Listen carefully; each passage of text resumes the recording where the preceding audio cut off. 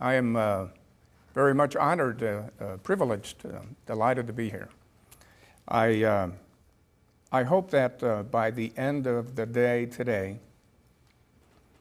you will agree with me on three propositions. One, that there is literally a service meltdown all around us. No industry is immune from the meltdown. We have the facts and the statistics to back that up. It's not anecdotal.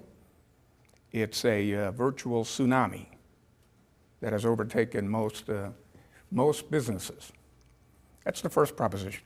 The second proposition is that regardless of your position in the organization, it doesn't matter what your position is, there's a lot you can do to remedy that situation. And we'll talk about that. There's a lot you can do, a great deal. The third proposition is that particularly where this company finds itself in the midst of this transition, particularly in that situation, one has to be mindful of what we will talk about subsequently are these four critical success factors. Any company in transition will develop stress points, if not fractures, that need to be managed. And both stress points and fractures are indeed to be welcome, because in the end, that means that something is getting done. If you redirect the focus of the business so that the needle on the compass is always pointed at the customer, all good things follow. But let's say you refocus the business so that it's more responsive to the needs of the customer in the market, and we subsequently find out there is no service meltdown, as I believe there is. What are the consequences? Well, I can think of two important ones. One is we have raised the bar on our own service performance. Service meltdown or no service meltdown. And I think perhaps more importantly, we have raised the bar on the competition.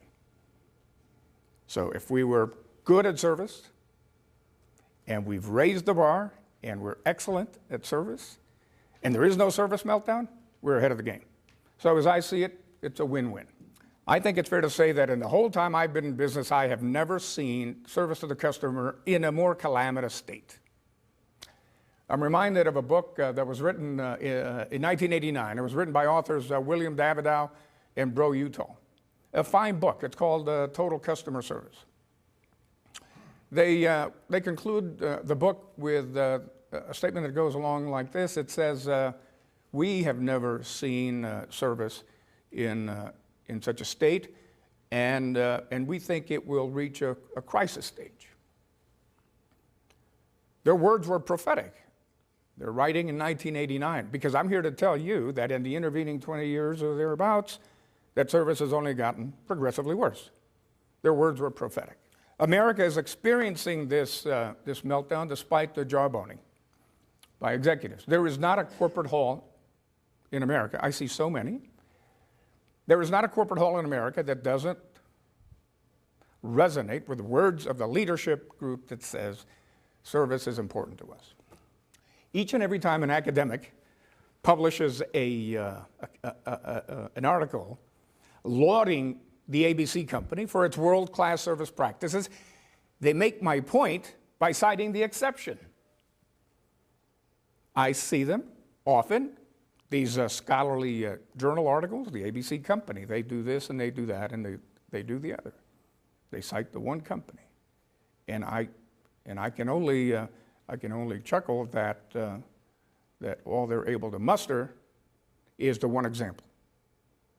That's anecdotal, very much so. If product features are gone and pricing is gone, what are we left with? We're left with one very potent weapon, and that is the lever of service. This is, ladies and gentlemen, it's more than a metaphor. It's really a call to action. And it doesn't matter whether you're running an electronic business, a bricks and mortar business, a domestic business, an international business, a manufacturer, all service, whether you're operating a far-flung corporation or a startup, it doesn't really matter, because these factors are immutable. These are the building blocks that help the organization deliver excellence in service. The service lever, which is translated to mean that your customer is going to have solutions that you have tailored for his purpose. That you're going to have a relationship with a customer that is so tight. You will know so much about his business, you'll be able to volunteer suggestions, ideas to better his business. That's born of the insights that develop over time from having this tight relationship. And I must tell you that when you have a solid customer relationship born of that kind of give and take, no competitor, no matter how formidable, can come and tear that apart. Why? Because the only way to surpass excellent service is with what? With what? Unbelievable service. Yes, exactly. The point about customer satisfaction is that it's really a holistic view that the customer has of the organization in question. And it is so important to have everyone abide the same rules. It's mandatory for the simple reason that distribution and shipping might be unimpeachable in their performance. Sales might be unimpeachable.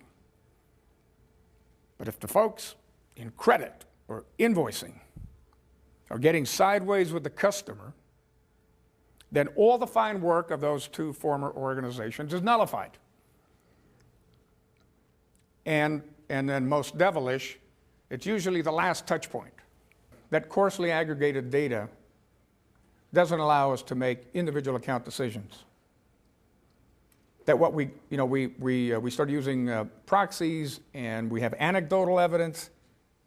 3 customers said this was okay, or 3 customers said this is not okay. You have to segment the database, the customer set. You must have the information tools to allow that to happen. When we get to the end of the day, you'll see why that's very important. And the reason is that you can't just throw the towel in on a customer or get giddy with the potential of a customer unless you know how that customer is trending. You can't just take a snapshot and make a judgment.